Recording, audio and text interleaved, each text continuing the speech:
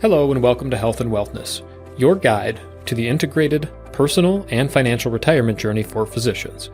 I'm your host, Michael Swartz, Certified Financial Planner and Master Certified Physician Development Coach. Welcome back to the Health and Wellness Podcast. This is part 2 with Daren Tobert, Mr. Daren Tobert, not doctor anymore, retired back in September of 2024. And with that, Daren, welcome back to the podcast. Great to be back, Michael. Thanks for having me again. Absolutely. So in this conversation, we'll do a quick reflection. We talked a bit about your career arc, the relationship that you had with your career and how it wasn't particularly integrated. But in this conversation, we can talk more about some of the roles that you had outside of your career. And specifically, you mentioned, the investment and financial piece of it. And then would love to talk a bit more just about what you're doing in retirement as well, so that you had something to retire to. So with that, let's talk a bit about the financial piece and what you see as vitally important for physicians as they're preparing for retirement, and with perspective from the other side, what is retirement like financially? Sure. Yeah. So I guess from a financial standpoint, I really became interested in that back in 1990 when I was a first year resident in internal medicine, starting to get a real paycheck, with FICA taxes removed and stuff like that. And just looking at, okay, that's not as much take home pay as I thought I was going to get, right? So that kind of hits everybody when they're young in life. And really just started getting interested in, okay, what should we be doing with our money? How do we look at it? And so delved into personal finance in a fairly big way back then, alongside my other studies, of course, but really just became interested along the way, just continuous reading and, recreational reading, investment and the whole thing. Back then, we would buy actively managed mutual funds in a brokerage account, which usually even came with commissions to trade them of, $25, $30 or a percentage of your investment. And so, nowadays things have gotten so much better in the investing world. But just through that reading and discovery process, just became really fascinated with the whole idea of investing and the whole concept of exponential growth. You mentioned it in our previous session, where humans just don't really have a good grid for exponents and what that means to the way numbers progress over time. So I just became fascinated by that. And then, one aspect of that I hadn't really grasped was the whole idea of just early retirement. And through a financial blog called Mr. Money Mustache, silly blog name, but he wrote a post, it was probably 15 years ago, that just grabbed me, by the scruff of the neck and said, hey, here it is. If you live off half your income and save half, you can be done in 15 years. If you live off 25% of your income and save 75%, then you can be done in 10 years. And these things just kind of, and he just shows very simple math for why that's true. And part of that whole message is frugality and getting excellent money or excellent value from the money that you do spend, right? And really focusing on spending on things that will truly make you happy, not just spending to keep up with the Joneses and so on.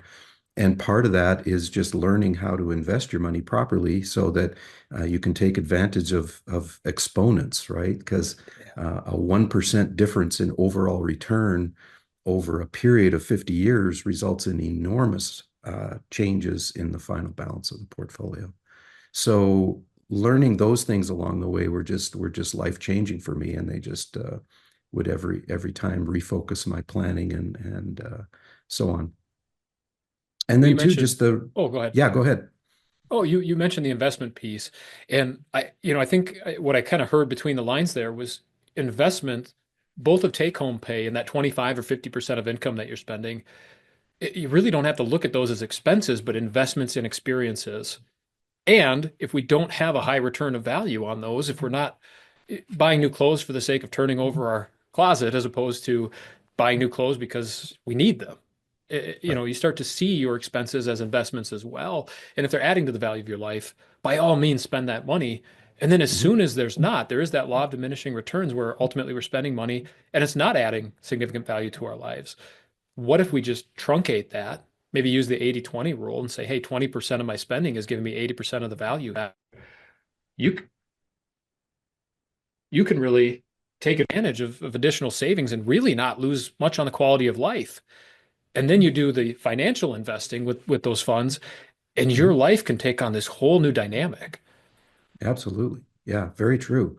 And, over time, of course, we're married and we're raising kids, and they have to, get to the same understanding at some point, and there's going to be conflict at times. There's going to be differences in values of what I think you need and what you're spending at the store, kind of thing. And so that all helps build relationships and deepen relationships over time too.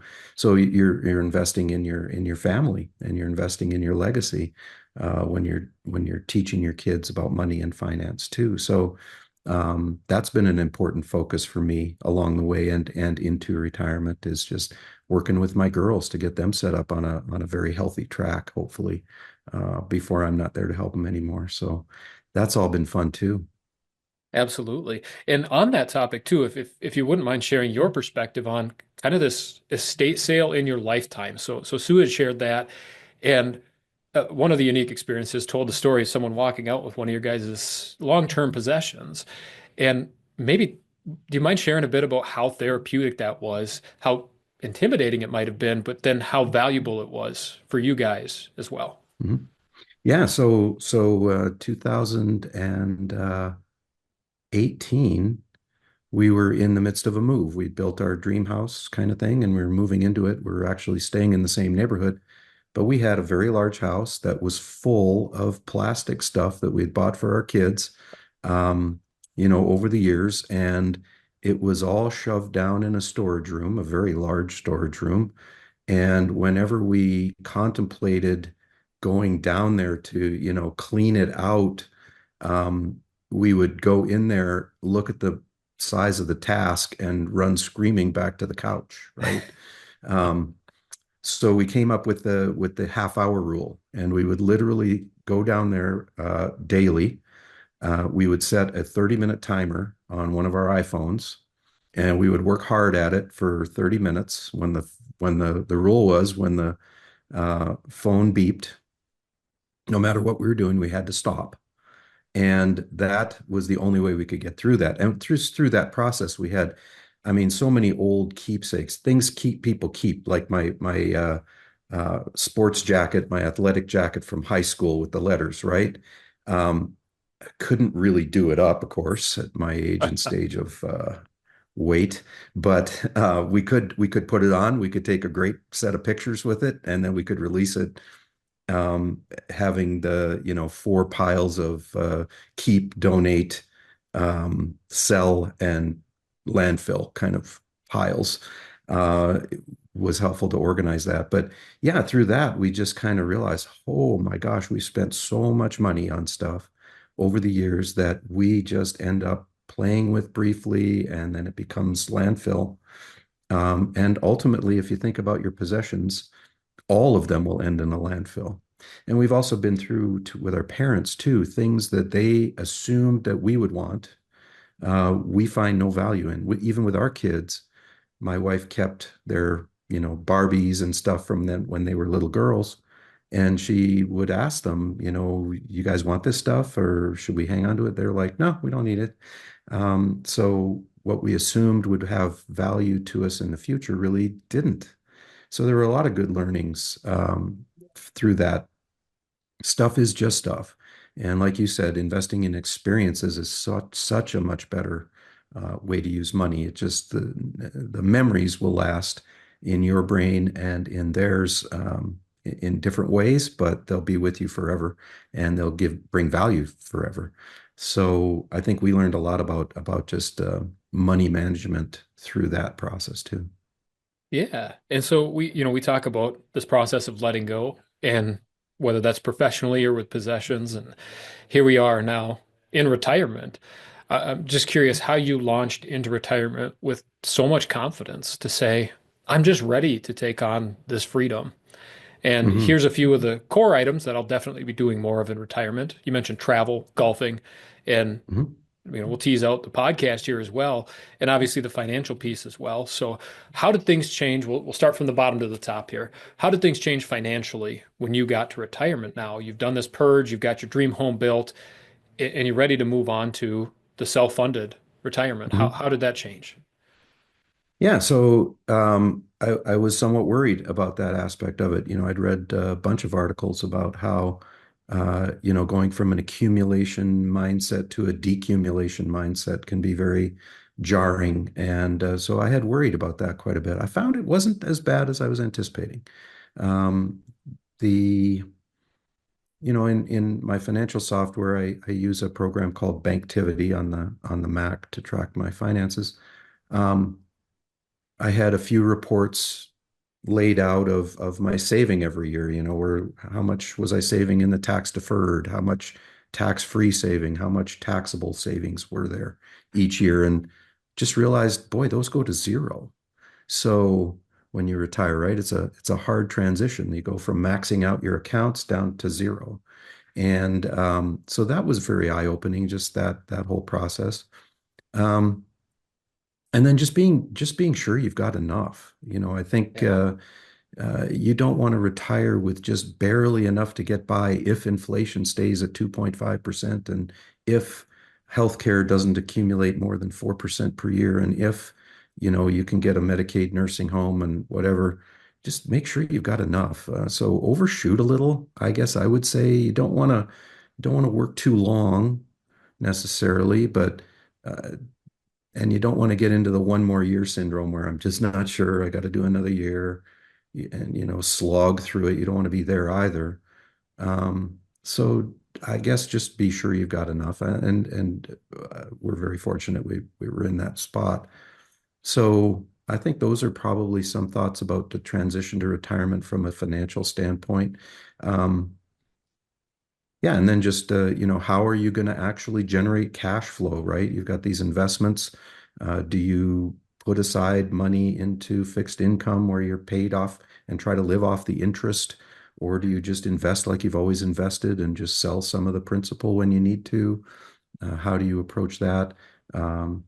Tax location of your investments is very important, and we're in the process now of doing series of Roth conversions. If you see it probably with many physicians. They build up most of their wealth in tax deferred um, accounts and ultimately face huge required minimum distributions when they get to whatever it is, 72 or 75 or somewhere in there.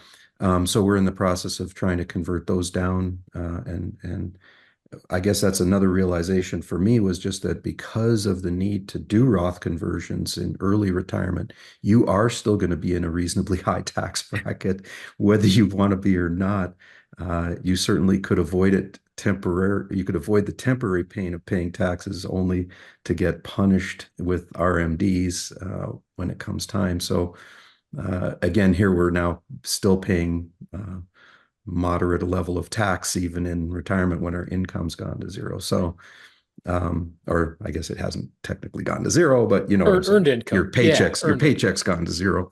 Yeah, and so real So, quick, just I think you got to get prepared for that reality that you're actually still going to have to owe taxes to the government, even though you're not earning money directly. yeah, and so for the average listener out there, maybe RMD is a foreign term. Maybe they haven't thought about that yet. And really, the story that we're telling here is with a lot of earned income saved to the traditional 401k, we've deferred taxes on those. And the IRS has these laws that say, hey, at 72, maybe 73 or 4 or 5, it's now phasing back. But you will be required to take out a percentage of the account. Mhm. And on a Mhm. $3 million account, even if that's 4%, that's $120,000. Mhm. Now, if you got 4 or 5, maybe $6 million, we're looking at $250,000 that the IRS will say you have to take out that first year, and that factor goes up. So every single Yes. year, it's a higher and higher percentage. And so while you could have been taking money out or doing these Roth conversions at 22 or 24%, you might be forced into the 32 or 35% federal tax bracket. You might see 3 to 5% additional at a state level. And all of a sudden, Mhm. you're paying 15 to 20% extra taxes that you could have paid through Roth conversions earlier in retirement or even closer to the end of a career by stacking your income on top of living within your means. And that's a really powerful tool. The Roth conversion is really one of the main talking points for evaluating tax efficiency in retirement. So I appreciate you bringing our attention to that. Yeah. I mean, that's been, I would say, that the dominating feature of our tax return these days. It's just going to be, converting a fair amount of that tax deferred money. You got to remember that tax deferred money continues to grow. And if the stock Correct. market returns 20% like it did last year, you're not even ending up lowering the balance, even if you do a fairly large Roth conversion. So you got to Yep. get on those Roth conversions fairly early. And we even did one in 2024 because Sue worked only 4 months and I worked only eight. Our income was relatively lower, so it was a not a low income year, but it was a relatively low income year. So we even started in 2024 with the Roth conversions, and I just did a big one here in January to get things rolling for the year. Awesome. Awesome. And the main point here too, Darren, and one thing that you probably looked at, I've seen several physicians who say, I'm going to retire at 65 because that's when I get my free health insurance through Medicare. And realistically, between 63 and 65, there's a high probability with, again, north of, 3 to $5 million in a 401k, you could actually be working for a very diminished income because you're earning money that is going to go into these IRAs and be taxed at 40 to 45% across the board. And so Hmm. if we get caught working late with a high 401k balance, into our 60s and maybe even like you mentioned, a physician working until 70, those Hmm. dollars that you earn in the last part of your career between, 7.5% FICA tax, you could be looking at something of 50 to 60 or maybe even 70% taxation on dollars you're putting into your 401k. So Right. is that money really worth working for? Or could we evaluate going to a point eight, doing these Roth conversions and actually being net ahead on taxes? So that's one of the e-money planning tools that we use as well in these conversations. It's very in depth, right? This isn't a one Hmm. size fits all. But if you have a Hmm. high 401k balance and a high income towards the end of your career, retiring early may, to your point, only impact 30 to 40% of your take home pay when it's all said and done. Yeah, You yeah, looked at those absolutely. I numbers and mean, said this is our reality here. yeah. I mean, we modeled several different with our financial planning software that we use, and with the blessing of our CFP. We looked at several different scenarios of the incremental benefit of continuing to work, and it just wasn't there. Yeah. We reached a point where, gosh, we really do need to start converting some of this money to Roth, and well, that's all income. So if we continue with our mid six-figure salaries that physicians receive and the Roth conversions on top of that, you're in the 37% bracket and you're paying huge amounts of tax. And so you just don't need that work income at some point. And, Yeah, and and it, that's it just at the it's federal just level, right? You add on the right. state taxes of 5, 7. I mean, Minnesota, I believe, is up in the high nines, if not double digits at a state Yep. level. Yep. You're looking at 40 to 50, 60%. Right. That's a non-zero amount of Just ask taxes. yourself, do you really want to work at 50 cents on the dollar, or would you rather retire? And yeah. So you get It's to it that point. it may That's a not good be, spot to be in, right? yeah, You never want to complain about paying tax. If you pay tax, it means you made money. yeah, So paying tax is not a bad thing overall. no. But with our graduated tax system, there is the law of diminishing returns for sure. And so, take a look at that, and you might realize that retiring somewhat earlier than you had thought of could be in your interest. Yeah, and the takeaway might be not just that you could retire, but maybe on paper, if you add up the emotional drawbacks of working late career and then the financial impacts of this 50 cents on the dollar piece, maybe not you could retire, but it sounds like you should retire ahead of 65. And that might go from just permission to encouragement to get out a little bit sooner. Yeah, So, absolutely. It doesn't suck. well put. Well put. And so now, as we close out our conversation, Darren, I know that you're doing a phenomenal job staying busy. You've got the golf piece that we've talked about, but let's pick up on maybe if you don't mind telling us a little bit about the podcast and then your travels and how those Mhm. are really a major part of your guys' retirement. Yeah, well, I'm kind of a ride along with the podcast. Now, Sue was approached through her coaching career, and she was found by a media company who contacted her to do a podcast. And they thought having me along as a to give a financial perspective on some of these topics around physician wellness and coaching and burnout and just coping with a physician career. And so we recorded 2 seasons of a podcast. It's called Meet the Toberts, and it's available. You can find it on your standard podcast apps. But we were very transparent in that podcast. We tried to take people through our journey in life. We talked about raising children and as a two physician couple and what that means and how uh, we would help each other cope with various aspects of the medical career. The financial piece was always interesting. We actually did a little side thing that was fun on travel hacking. So that's actually been a focus of mine. Credit card companies and airlines and hotels have loyalty programs that you can actually extract significant value from if you pay attention to the rules and follow the um, recommended steps for, enrolling in the programs and getting value out of them. The thing about those is that Congress has largely left them alone for now. So any income or value that you generate from loyalty programs like credit cards or hotels or airlines is tax-free value to you. So I'm always interested in tax-free income. So that's become a focus of mine, and it's really nothing more than reading on the computer and maybe tracking credit card bonuses and so on in a spreadsheet and just following things along. But I've I feel been able to get significant tax-free value from that hobby. And then, like you mentioned, yeah, I'm pretty big into golf, so that involves even some winter travel with golf. I've been down to Arizona since I retired to play golf, and going out to Hawaii to play golf at some point here. So a fair amount of planning involved with that. So actually, that takes time.